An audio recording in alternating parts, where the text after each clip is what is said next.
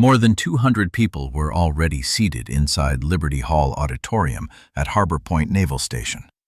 The retirement ceremony for Captain Owen Blackwell was scheduled to begin at exactly 1400 hours. Everything was ready. The flags stood motionless beside the stage. The military band waited for its cue. Rows of sailors, Marines, officers, and family members filled every seat. Captain Blackwell himself stood backstage, preparing to deliver the final speech of his career. Only one thing was wrong. The most senior officer in the room refused to sit down. Admiral Nathan Crowley stood beside his reserved front row seat, hands clasped behind his back. He did not move. He did not speak. He simply stared toward the auditorium entrance. At first, nobody noticed. Then the minutes began to pass. 1 minute. 3 minutes. 5 minutes. Whispers spread across the room. Commander Rachel Whitaker approached him nervously. "Sir, we're ready to begin." Crowley shook his head. "No. 40. Rachel blinked. "Sir? We are not ready." Confusion spread across her face. Every guest had arrived. Every participant had checked in. The ceremony schedule had been reviewed 3 times. "What are we waiting for, Admiral?" Crowley's eyes never left the doorway. "We're waiting for someone." Rachel quickly checked her tablet. "Who?" The Admiral finally looked at her. Elias Mercer. The name meant nothing to her. Nothing to anyone nearby. There was no Elias Mercer on the guest list. No retired admiral. No decorated general. No government official. No distinguished visitor. Just a name. Yet somehow that name was important enough to stop an entire military ceremony. "Find him," Crowley said quietly. And for the next 10 minutes, more than 200 people sat in silence, wondering why a 3-star admiral was delaying an official ceremony for someone nobody had ever heard of. None of them could imagine that the missing man was currently standing in a cafeteria kitchen wearing a stained apron. And none of them knew that before this day ended, the entire room would rise to honor a forgotten hero.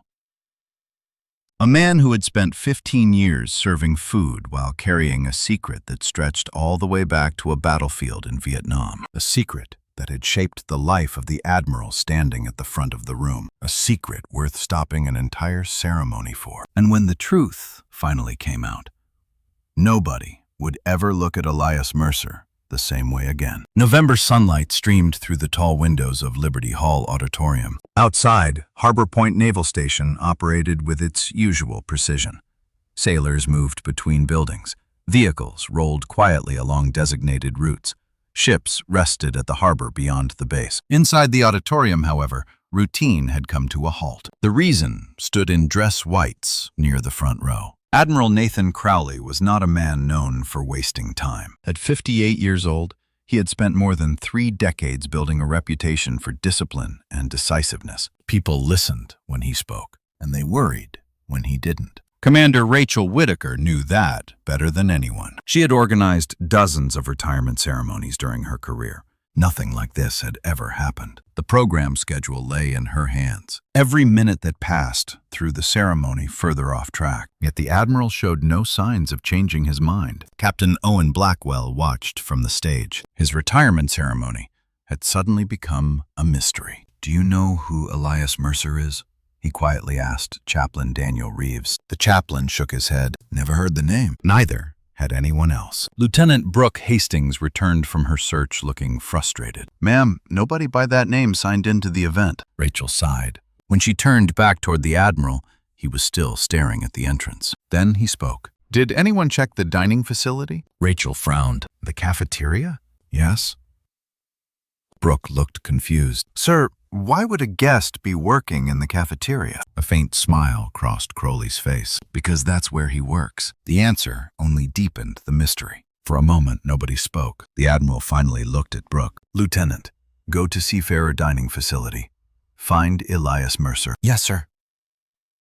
Brooke hurried from the room. The doors closed behind her. Silence settled over the audience again. Some people checked their watches. Others exchanged whispers. Nobody understood why a decorated admiral was willing to keep 200 people waiting for a cafeteria employee. But Nathan Crowley understood, because 54 years earlier, on a battlefield thousands of miles away, a young Marine officer had been seconds from death. And the man now serving mashed potatoes in a cafeteria had stepped between him and a bullet. Crowley had spent decades carrying that debt. Today, he intended to repay it, even if it meant stopping the entire ceremony. And somewhere across the base, completely unaware of what was happening, Elias Mercer was wiping down a metal counter after lunch service when a young lieutenant suddenly walked through the cafeteria doors and changed his life forever. Elias Mercer had no idea that an entire auditorium was waiting for him.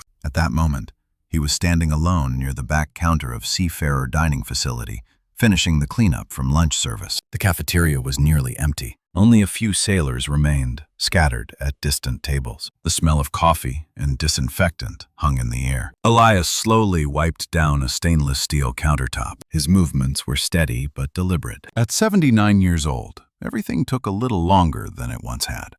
Years of military service, old injuries, and age had left their marks. His left shoulder still ached when the weather changed. His knees protested every morning, and there were days when old memories returned without warning, but he rarely complained. Complaining solved nothing. Service had taught him that long ago. Most people who passed through the cafeteria knew him only as Mr. Mercer, the quiet older man who served mashed potatoes, the man who remembered everyone's favorite meal, the man who always asked young sailors how they were doing. Few people ever asked about him, and that was exactly how he liked it. For 15 years, he had lived a simple life. Wake up early, go to work, serve food, come home, sleep, repeat. No speeches, no medals, no attention. Peace. After everything he had seen during 28 years in uniform, peace was enough. He was placing cleaning supplies back into a storage cabinet when the cafeteria doors suddenly opened. A young officer stepped inside. Lieutenant Brooke Hastings. Her eyes scanned the room until she spotted him. Elias Mercer? Elias looked up. That's me. Brooke immediately approached. There you are. The tone of relief in her voice caught him off guard. Ma'am, is something wrong? No, sir. The word sir made him uncomfortable. He hadn't been called that in years.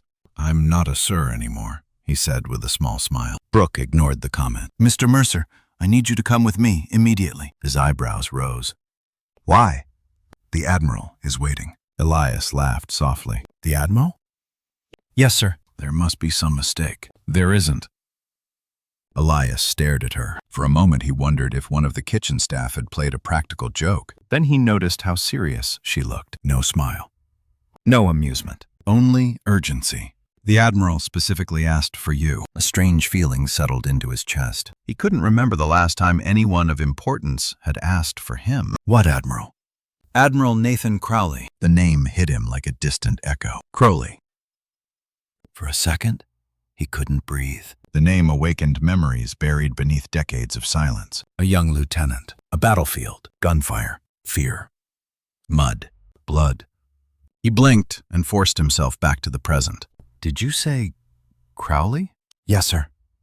Elias stared at the floor. That couldn't be possible. The last time he had seen Nathan Crowley, the young officer had barely been old enough to shave. More than 50 years had passed. People changed. Lives moved on. Men disappeared into history. Yet somehow, the name remained. Brooke checked her watch. Sir, the ceremony is waiting. The ceremony. A retirement ceremony at Liberty Hall. Elias glanced down at himself. Blue cafeteria uniform. Food stains. Apron. Work boots. He shook his head. I can't go there looking like this. With respect, sir, the Admiral didn't give me a choice. For the first time, uncertainty crossed his face. Why would a 3-star Admiral stop an entire ceremony for him? What could Nathan Crowley possibly want after all these years? A few minutes later, Elias removed his apron and followed the lieutenant outside. As they crossed the base, dozens of questions filled his mind. None of them prepared him for what was waiting beyond the doors of Liberty Hall Auditorium. And when those doors finally opened, 200 pairs of eyes turned toward him at once. The moment Elias Mercer stepped through the doors of Liberty Hall Auditorium, the room fell silent. More than 200 people turned to look at him. The attention hit him like a physical force. For 15 years, he had lived unnoticed. Now every eye in the room was fixed on him. He immediately wanted to leave. "This is a mistake," he whispered to Lieutenant Brooke Hastings. But before she could answer, movement at the front of the auditorium caught everyone's attention. Admiral Nathan Crowley had begun walking, not toward the stage, not toward Captain Owen Blackwell, toward Elias. The room watched in complete silence. Every polished shoe strike against the floor echoed through the auditorium. Elias felt his pulse quicken. The closer Crowley came, the more memories resurfaced. A frightened young lieutenant, a muddy battlefield, a war that had ended decades ago, but never truly disappeared. Crowley stopped directly in front of him. For a moment, neither man spoke. The years seemed to disappear. The Admiral's eyes softened. Elias saw something unexpected there. Not authority, not rank, gratitude. Then something happened that nobody in the room could have predicted. Admiral Nathan Crowley snapped to attention. His posture became perfectly rigid. His right hand rose sharply, and he rendered a formal military salute. Gasps spread through the audience. Commander Rachel Whitaker stared in disbelief. Captain Blackwell froze on stage. Several junior officers exchanged stunned looks. A three-star admiral was saluting a cafeteria worker. Elias looked completely shocked. His hands trembled. For a second, he simply stared. Then, instinct took over. Decades of training awakened. His spine straightened. His chin lifted. His right hand rose. The old Marine returned the salute. The motion wasn't as fast as it once had been. Age had slowed him, but the respect remained. The room remained silent. Crowley lowered his hand first. A smile appeared on his face. Master Gunnery Sergeant Elias Mercer. The title echoed across the auditorium. Shock rippled through the crowd. Most people had never heard those words associated with the quiet old man from the cafeteria. Crowley continued. United States Marine Corps. Elias swallowed hard. The Admiral extended his hand. Elias shook it. The grip was firm, familiar. For a moment they simply looked at each other. Then Elias finally spoke. "Nathan?" The Admiral laughed softly. "Not many people call me that anymore." The audience was even more confused now. They weren't witnessing a meeting. They were witnessing a reunion, a deeply personal one. 54 years in the making. Crowley turned toward the audience. "Most of you know me." His voice carried easily across the room. "Very few of you know this man." He placed a hand on Elias's shoulder. "But if you're wondering why this ceremony was delayed, the answer is simple." The room leaned forward. Crowley looked directly at Captain Blackwell before continuing. "This man is the reason I'm alive." A collective gasp swept through the audience. Elias immediately shook his head. "Nathan, don't do this." "I'm doing it." "It was a long time ago." Crowley's expression hardened. "That doesn't make it less important." Elias looked down. He hated attention. Always had. The battlefield had taught him that heroes were often the ones nobody noticed, the ones doing their jobs, while others received recognition. But Crowley wasn't finished, not even close. "Commander Whitaker," the Admiral said. "Yes, sir?" "Please remove my name from the reserved front row seat." Rachel blinked. "Sir?" "Replace it with Master Gunnery Sergeant Elias Mercer's name." The room erupted into whispers. Even Captain Blackwell looked stunned. "Sir?" Rachel said carefully. "That's the Admiral's seat." Crowley nodded. "Exactly." Then he looked at Elias, and his next words would be remembered by everyone present for years. "That seat belongs to the man who taught me what leadership actually means." Elias shook his head. "I can't sit there." "Yes, you can. I'm wearing cafeteria clothes." "I don't care. There are generals here." Crowley's eyes never left his. "And every one of them would be standing somewhere else today if men like you hadn't stood first." Silence returned to the room. Heavy. Emotional. Unavoidable. For the first time, many people began looking at Elias differently. Not as the man who served lunch. Not as the quiet employee they passed every day. But as someone they had completely failed to see. And as Elias slowly allowed himself to be guided toward the front row, nobody realized that the most incredible part of his story had not yet been told. Because in just a few minutes, Admiral Crowley would reveal what had happened in Vietnam.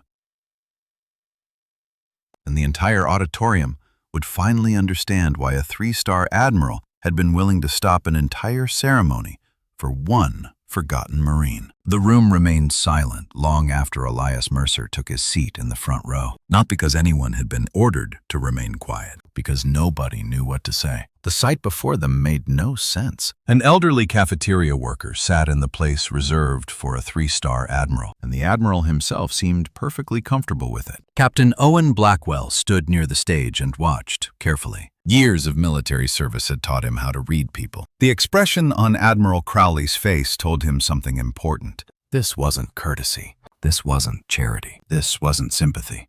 This was respect, the deepest kind. Crowley slowly walked toward the podium. The official ceremony program lay forgotten on a nearby table. Nobody cared anymore. The entire audience wanted answers. Crowley reached the microphone and looked across the room. Then his gaze settled on Elias. For several seconds, he simply stood there. When he finally spoke, his voice was calm, but underneath it lived something much deeper. Emotion. 54 years ago, he began, I met the greatest leader I have ever known. Every eye turned toward Elias. The old Marine immediately lowered his head. He already knew where this was going, and he hated it. Crowley continued anyway. In 1969, I was 22 years old. A faint smile crossed his face. I thought I knew everything. Soft laughter moved through the audience. I had graduated near the top of my class. I'd completed every course they put in front of me. I believed rank meant leadership. His smile disappeared. I was wrong. The room grew quiet again. I arrived in Vietnam carrying confidence that had never been tested. He paused. Then I met Master Gunnery Sergeant Elias Mercer. Several people glanced toward the elderly man. He stared at the floor, still uncomfortable, still wishing he were somewhere else. Crowley continued. Gunny Mercer had already spent years in combat. The Admiral's voice grew stronger. He had survived battles I could barely imagine. He had led Marines under conditions that would break most men. The room listened carefully, yet he never talked about himself. Elias sighed quietly. That part was true. Crowley nodded toward him. He wasn't impressed by my education. A few people smiled. He wasn't impressed by my rank. More laughed. He wasn't impressed by anything except whether I could take care of my Marines. The audience became completely absorbed. Crowley wasn't telling a war story. He was revealing the foundation of his life. Every day, Gunny Mercer taught me something. The Admiral slowly paced the stage. How to listen before speaking.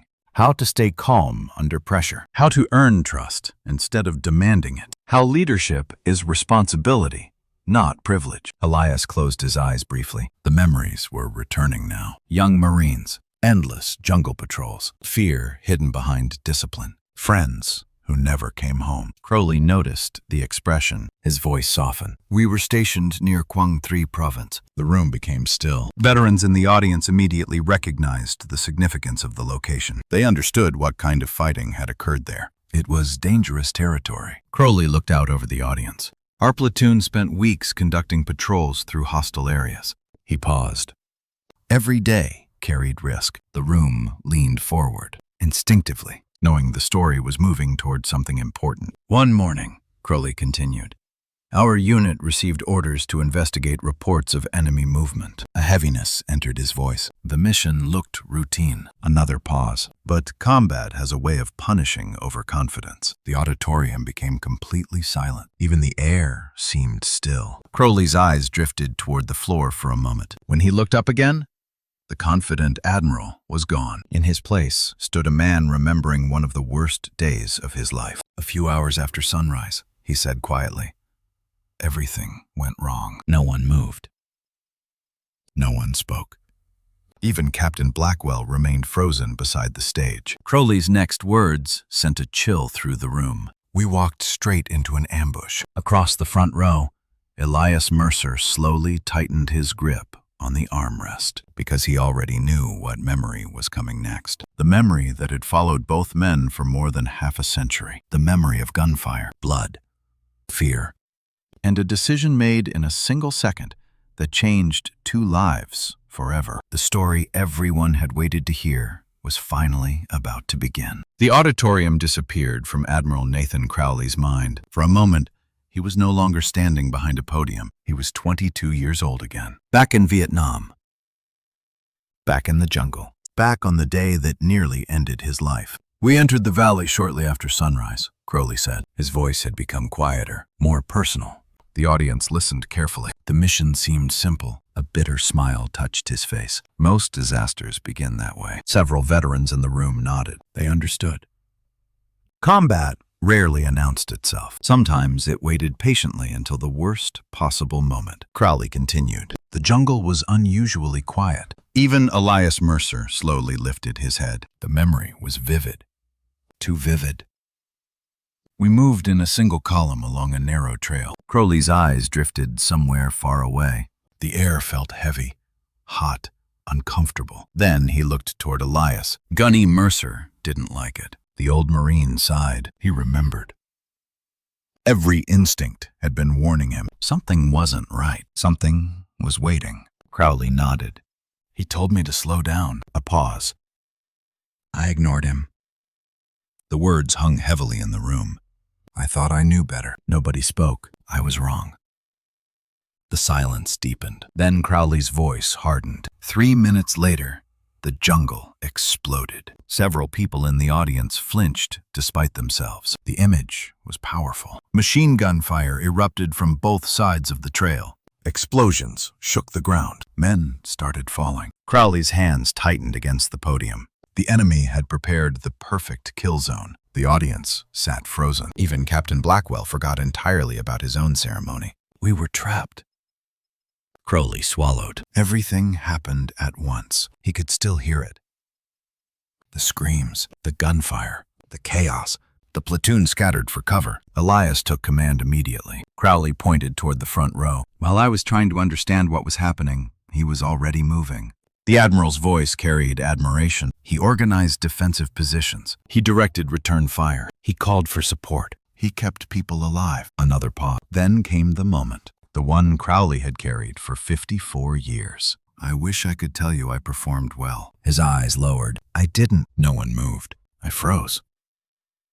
The confession shocked many people. This was a 3-star admiral speaking, a man respected throughout the military, yet he was openly admitting failure. I was terrified. The words were honest, raw, human. I had never experienced combat before. The room remained silent. Everything I thought I knew disappeared. Crowley looked toward Elias. I remember seeing Gunny Mercer shouting orders. I remember Marines moving. I remember bullets cutting through branches. Then his voice became almost a whisper, and I remember seeing him. The audience leaned forward. Crowley's eyes darkened. An enemy soldier. The room froze. He had broken through our line. He was less than 10 feet away. The Admiral paused. He raised his rifle. No one breathed. I looked directly at him. Crowley's voice cracked slightly, and I knew I was going to die. Across the front row, Elias closed his eyes. He had never forgotten that moment. Never. Crowley continued. I couldn't move. The confession echoed through the auditorium. I couldn't think. I couldn't react. I simply stood there. The silence became unbearable. Then Crowley spoke the words everyone had been waiting for. That's when Elias Mercer moved. The old Marine opened his eyes. The audience stared at him. He didn't hesitate.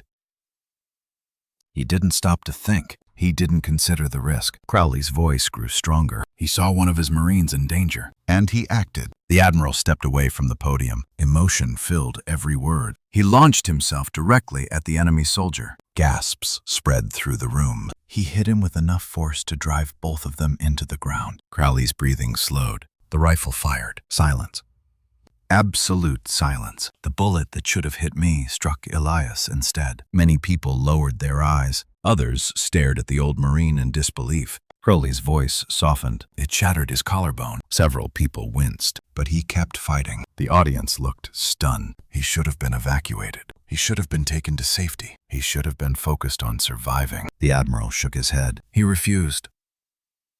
Crowley pointed toward Elias once more. With a shattered shoulder and blood soaking his uniform, he continued leading Marines for 6 more hours. Nobody spoke. Nobody could. The room finally understood. The cafeteria worker, the quiet old man serving food, the forgotten employee. He had not simply saved a life. He had sacrificed his own safety without hesitation. And as Crowley looked at the audience, His next words struck even harder. The Silver Star wasn't awarded because Elias Mercer got shot that day. A pause.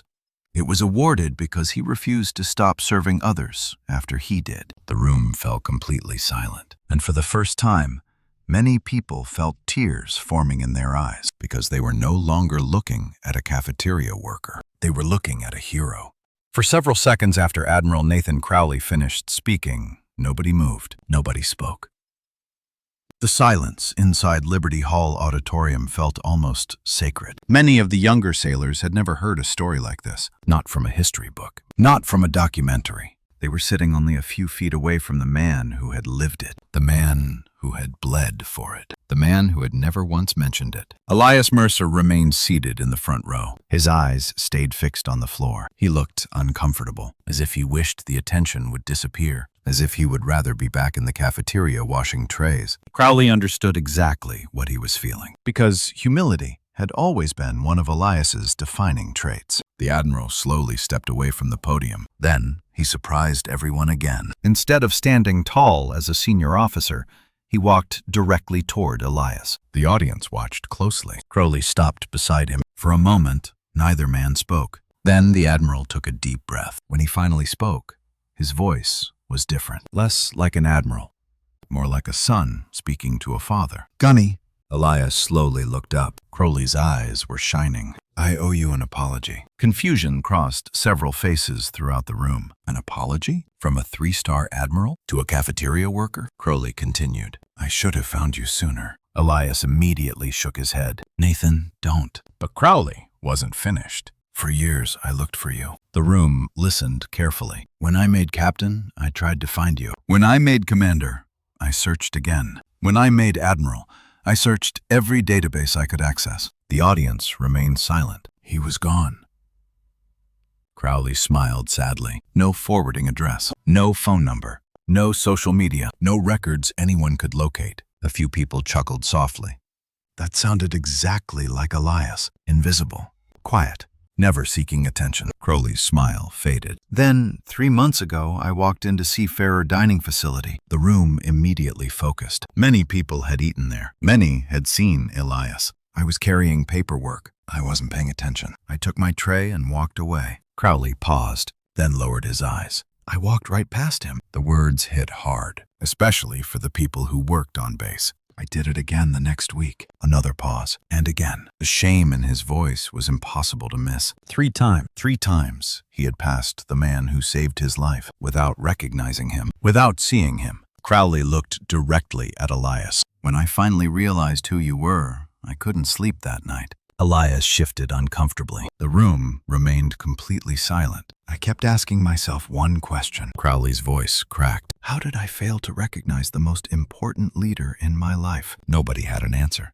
because many of them suddenly realized they had done the same thing. They had walked past Elias every day, seen the uniform, seen the apron, seen the name tag, but never seen the man. Crowley slowly turned toward the audience. His expression hardened. "This isn't just my failure." The words landed heavily. "It belongs to all of us." Nobody argued. Nobody could. "We say we honor service. We say we respect sacrifice. We say we value veterans." He gestured toward Elias. "Yet one of the finest Marines this country ever produced has spent 15 years serving food, while most of us never bothered to learn his story." The truth hurt, because it was true. Several officers lowered their heads. A few sailors looked visibly emotional. Crowley faced Elias again. "Gunny, I'm sorry." The old Marine blinked. The entire room waited. Crowley continued. "I'm sorry it took me 54 years to properly thank you." Silence. "I'm sorry I let rank and responsibility distract me from what matters." Another silence. "And I'm sorry we made you invisible." The words hung in the air, heavy, powerful, real. For a moment, Elias said nothing. Then he slowly stood. The room watched carefully. He looked at Crowley. Then he smiled, a small smile, the kind that carried decades of wisdom. "Nathan." Crowley nodded. "You don't owe me an apology." The Admiral looked surprised. Elias placed a hand on his shoulder. "You learned the lesson." "What lesson?" Elias glanced around the room, at the officers, the sailors, the families, then back at the Admiral. The same lesson I tried to teach you in Vietnam. The room listened. Elias's voice remained calm. Leadership isn't about being noticed. He paused.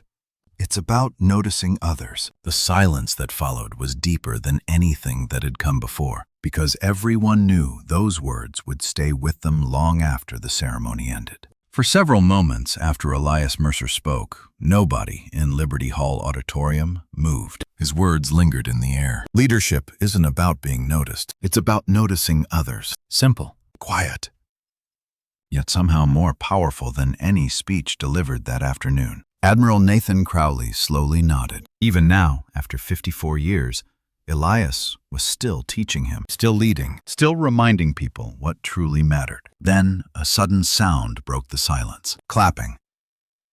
One person, a young sailor near the back of the room. He rose to his feet. Then another sailor stood, and another.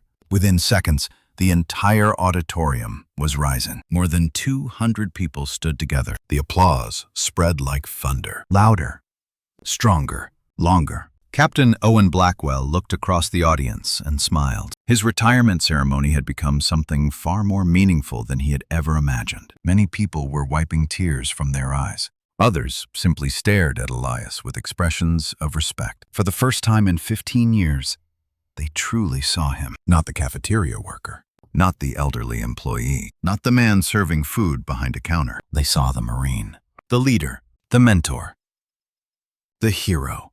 The applause continued for nearly a full minute. Elias stood awkwardly, clearly uncomfortable. Recognition had never been his goal. Service had. Always service. Eventually, the applause faded. Captain Blackwell stepped away from the stage and approached Elias. Master Gunnery Sergeant Mercer. Elias looked surprised. Sir? Blackwell smiled. I believe you're standing in the wrong place. Elias frowned. What do you mean? You belong up here. He pointed toward the stage. The audience immediately began clapping again. Elias shook his head. No. Blackwell laughed. That wasn't a request. More laughter filled the room. Even Elias smiled, but he still hesitated. Crowley leaned closer. Go ahead, Gunny. The old Marine sighed. You two are making this difficult. Good, Crowley replied. Together, the Admiral and Captain escorted him toward the stage. The audience remained standing. The applause continued. Each step felt heavier than the last. Elias had walked through battlefields. He had endured enemy fire. He had faced death. Yet somehow, walking onto that stage felt harder because combat demanded courage. Recognition demanded vulnerability, and vulnerability had always been more difficult. When he reached the stage, the applause finally quieted. Captain Blackwell stepped to the microphone. I spent 28 years in uniform. His voice echoed across the auditorium. I've received awards. I've held command. I've led good people. He turned toward Elias. But after hearing today's story, I can honestly say I never accomplished what this man accomplished. The room remained silent. Blackwell continued. He protected his Marines. He saved lives. He shaped future leaders. And then he spent 15 years quietly serving others without asking for a single thing in return. The captain reached into his pocket. Crowley immediately recognized what he was holding. A small presentation case. The audience watched closely. Blackwell opened it. Inside rested a silver star medal. The room fell silent again. Crowley's expression softened. Elias, Blackwell said quietly. Admiral Crowley and I discussed this before today's ceremony. The old Marine looked confused. We knew you'd never agree to any special recognition. Several people laughed, because everyone believed that. That's why we decided not to ask. More laughter. Blackwell carefully removed the medal. Its silver surface reflected the auditorium lights. Elias Mercer earned this decoration more than half a century ago. The captain paused. But today, I think it belongs somewhere everyone can see it. He stepped closer. Elias immediately realized what was happening. Oh no. The audience laughed. Oh yes, Crowley replied. Before Elias could protest further, Blackwell gently pinned the silver star onto the front of his simple cafeteria shirt. Not onto a dress uniform, not onto ceremonial clothing. Onto the same work shirt he had worn while serving lunch only an hour earlier. The symbolism hit everyone instantly. Some people began crying. Others applauded again. Crowley stepped beside him. His voice was almost a whisper. You never stop serving, Gunny. Elias looked down at the medal. For a moment he couldn't speak. His hands trembled slightly. When he finally looked up, his eyes were wet. Not because of the medal, not because of the applause, but because after all these years, people finally understood something he had always believed. Service didn't end when the war ended. Service simply changed forms, and his had never stopped. The ceremony officially ended 30 minutes later. But for most people, it felt as though something far more important had just begun. Groups of sailors, Marines, officers, and family members gathered throughout Liberty Hall auditorium. Many waited patiently for the chance to meet Elias Mercer. Some wanted to shake his hand. Others simply wanted to thank him. A few wanted to apologize. For years, they had walked past him without seeing him. Now they couldn't stop seeing him. Elias accepted every handshake with the same humility that had defined his entire life. Thank you for your service, Gunny. It was an honor meeting you. Thank you for what you did. The responses were always similar. Just doing my job. Happy to help. Take care of your people. Simple words. Simple wisdom. Yet people listened carefully because somehow everything sounded different coming from him. As the crowd gradually thinned, a young Marine approached. Tall, confident, athletic. The resemblance was impossible to miss. Elias smiled. You must be Nathan's son. The young officer laughed. I was hoping I'd get to introduce myself first. Elias extended his hand. Lieutenant Caleb Crowley. The young Marine shook it immediately. Yes, sir. Don't call me sir. The lieutenant smiled. My father warned me you'd say that. For the first time that afternoon, Elias genuinely laughed. Across the room, Admiral Crowley watched the interaction with satisfaction. This was exactly what he had hoped for. Not recognition, not medals, connection. The transfer of knowledge from one generation to another. The continuation of leadership. A few minutes later, Crowley joined them. The three men stepped outside together. The afternoon sun cast long shadows across Harbor Point Naval Station. For a while, they simply walked. No cameras, no audience, no speeches, just conversation. Eventually, they reached a quiet bench overlooking the harbor. Ships rested in the distance. Seagulls drifted across the sky. For the first time all day, everything felt peaceful. Crowley sat down, then looked directly at Elias. I need another favor. Elias immediately narrowed his eyes. That's usually how trouble starts. Caleb laughed. Crowley smiled. Probably. Then his expression became serious. Do you remember all those lessons you taught me? I remember some of them. I remember every one. The Admiral leaned forward. You helped turn a scared lieutenant into a leader. Elias said nothing. Crowley continued. Now there are young veterans all over this country, fighting battles nobody sees. The smile disappeared from Elias's face because he understood exactly what Crowley meant. Loneliness, loss of purpose, transition. The invisible wounds that followed people home from war. Crowley spoke quietly. They need someone who's been where they've been. The old Marine looked toward the harbor. His silence was thoughtful, not resistant, just careful. Crowley reached into his briefcase and handed him a folder. Elias opened it. Inside was a proposal, a position at Harbor Point's Veterans Transition Center, Veterans Liaison, Mentor, Advisor, Counselor. Someone who could help former service members find purpose after military life. Elias immediately closed the folder. Nathan, I'm 79. So? I've already retired. Crowley raised an eyebrow. You've retired 3 different times. Caleb laughed. Elias tried not to smile. The Admiral continued. You spent 15 years taking care of sailors through a cafeteria window. That's different. Is it? The question lingered. Elias looked away because deep down, he knew the answer. Number. It wasn't different. Service was service, whether it happened on a battlefield, inside a dining facility, or across a desk from a struggling veteran. Crowley softened his voice. They don't need another administrator. They don't need another policy expert. They need someone who understands. The harbor grew quiet. Only the distant sound of waves remained. Finally, Caleb spoke, the first words he had contributed to the conversation. Sir. Elias looked at him. I think my generation needs people like you. The honesty in his voice was unmistakable. No performance, no politics, just truth. For a long moment, nobody spoke. Then Elias slowly opened the folder again. He reviewed the pages, the responsibilities, the schedule, the mission. and something deep inside him awakened. A familiar feeling. The same feeling that had guided him through every stage of his life. Purpose. At last he looked up, first at Caleb, then at Nathan, and finally toward the harbor. A slow smile appeared. All right? Both Crowleys immediately grinned. Elias shook his head. Don't look so happy. Too late, Nathan replied. The old Marine laughed, then extended his hand. Crowley shook it firmly. A new mission had begun. Not in a jungle.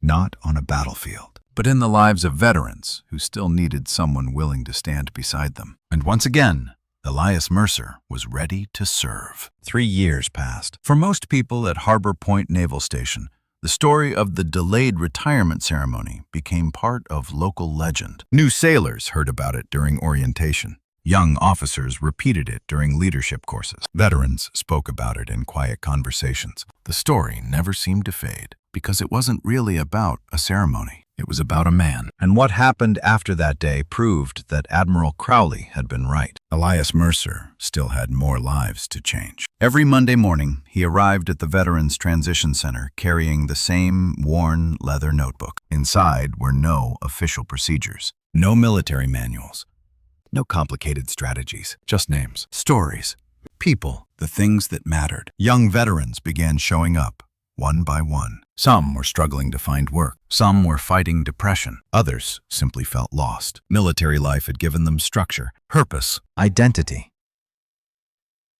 Civilian life often felt confusing by comparison. Elias listened to them all. That was his first rule. Listen before speaking, the same lesson he had taught Nathan Crowley half a century earlier. One afternoon, a former Marine named Tyler walked into his office, 26 years old, recently discharged, angry at the world, convinced his best years were behind him. For 20 minutes, Tyler talked. Elias barely said a word. When he finally finished, he asked a simple question. What do you miss most? Tyler frowned. My team? Elias nodded. Not the uniform? No. The rank?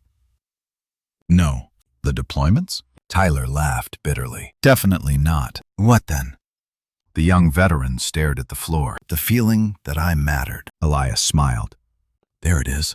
Tyler looked up. The real problem. Those conversations became common. Again and again, Elias helped veterans discover that what they missed wasn't military life itself. It was purpose, and purpose could be found again. Slowly, lives began changing. Jobs were found. Families healed. Confidence returned. Word spread. Soon, veterans from neighboring communities were requesting appointments with the old Marine everyone called Gunny. Many left his office believing they had received advice. The truth was simpler. Elias reminded them of who they already were. Meanwhile, Lieutenant Caleb Crowley continued visiting whenever possible. The young Marine officer had become a regular part of Elias's life. At first, their meetings focused on leadership, command decisions, responsibility, professional growth. But over time, they became something deeper. Friendship, mentorship, family. One afternoon, Caleb arrived carrying exciting news. I got promoted. Elias smiled. Congratulations. Caleb sat down. You know what my father said? I'm afraid to ask. The lieutenant laughed. He said I should thank you instead of him. Elias shook his head. Your father never changes. No. Ford. Caleb smiled. He really doesn't. The young officer became serious. But he's right. Elias looked at him. I've learned more from you in 3 years than I learned in some formal leadership courses. The old Marine laughed softly. Don't tell the instructors that. Caleb's smile faded. I'm serious. The sincerity was unmistakable. For a moment, Elias felt something unexpected. Pride. Not for himself. For the next generation. Because leadership wasn't about creating followers. It was about creating future leaders. Months later, another important event arrived. The Iron Ridge Battalion reunion. The first reunion Elias had attended in decades. At first, he almost declined. Old memories carried old pain. Many of the men who should have been there were gone. But Crowley convinced him, and when Elias finally walked into the reunion hall, he stopped in shock. More than 50 aging veterans immediately stood. Some leaned on canes. Some used walkers. All carried the weight of time. Yet when they saw him, their faces lit up. Gunny!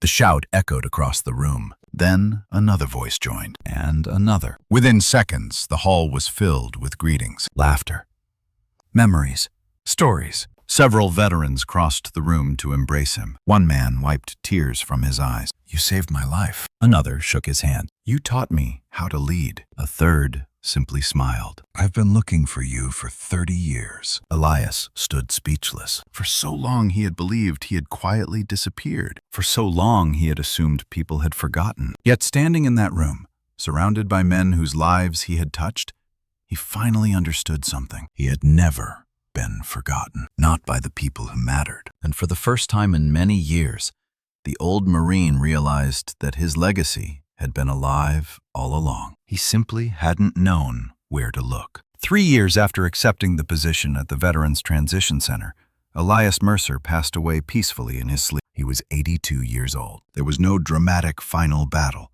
no hospital room filled with machines, no long struggle, just a quiet evening, a good book resting on the table beside his chair, the photograph of old Marines and sailors nearby, and the peaceful ending of a life spent serving others. The news spread quickly. Across Harbor Point Naval Station, across veteran organizations, across military communities throughout the country. Phone calls were made. Emails were sent. Messages traveled from one former Marine to another. One phrase appeared repeatedly. "Gunny is gone." The funeral was scheduled for the following week at Patriot Hills National Cemetery. No one expected what happened next. More than 300 people arrived. Veterans from multiple generations, retired officers, active duty Marines, sailors, families, former co-workers from Seafarer Dining Facility, young veterans he had mentored, people whose lives had crossed his for only a few moments, and people whose lives had been permanently changed because of him. Rows of uniforms filled the cemetery grounds. Yet, despite all the medals and ranks present, the atmosphere felt remarkably simple because everyone understood the same thing. The day wasn't about military status. It was about gratitude. Admiral Nathan Crowley, now retired himself, stood near the front. His hair had grown grayer. His shoulders carried more years, but the respect in his eyes remained unchanged. Beside him stood Lieutenant Colonel Caleb Crowley, no longer the young officer Elias had first met, now a leader in his own right, a leader shaped by the lessons of the old Marine. As the ceremony began, a military honor guard carried the flag-draped casket into position. Silence settled across the cemetery. The chaplain spoke first. Then several veterans shared memories. Stories of courage, stories of humor, stories of kindness. One veteran described how Elias had saved his career. Another explained how Elias had saved his marriage. A third admitted that Elias had saved his life after he returned from war, believing he had nothing left to live for. The stories continued, and a pattern emerged. No matter where people had met him, Elias always seemed to do the same thing. He made them believe they mattered. Finally, Admiral Crowley stepped forward. The cemetery became completely silent. He stood behind the podium for several moments before speaking. When he finally did, his voice was steady, but emotion lived beneath every word. "Most people here know that Elias Mercer saved my life in Vietnam." He paused. "That story is true." The audience listened carefully. "But it isn't the most important thing he ever did." Crowley looked toward the casket. "The most important thing he ever did was teach people how to serve." A light breeze moved through the cemetery. "He taught me that leadership is responsibility. He taught me that authority means nothing without compassion. He taught me that the strongest people are often the kindest." The Admiral smiled sadly. "And he taught me that service never ends." Several veterans quietly nodded because they had heard those same lessons, sometimes directly, sometimes through the people Elias had influenced. Crowley continued, "When I found him serving food in a cafeteria, I thought I had discovered a forgotten hero." He shook his head. "I was wrong." The audience remained silent. Elias Mercer was never forgotten. Crowley looked around at the hundreds gathered before him. "The proof is standing here today." Many people wiped away tears. The Admiral's voice softened. He lived long enough to save Marines in combat. He lived long enough to mentor veterans in peace. And he lived long enough to remind all of us what leadership truly means. Crowley stepped away from the podium. The honor guard moved forward.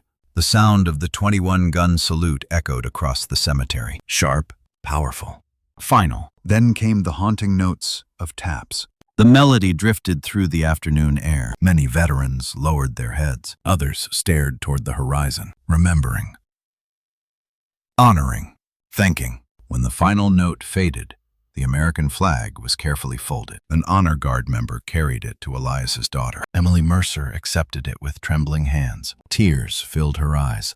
On behalf of a grateful nation. The simple words carried enormous weight. After the ceremony ended, people slowly approached the grave.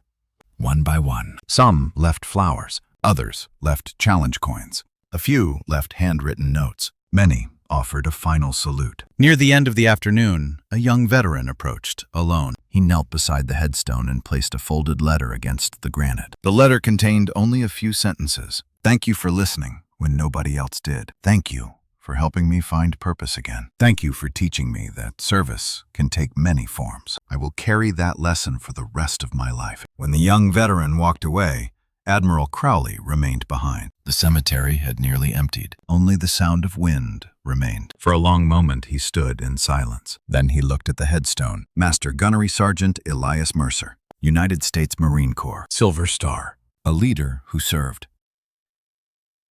Crowley smiled, the same smile he had worn when he first recognized his old mentor in the cafeteria. Thank you, Gunny, he whispered, for everything.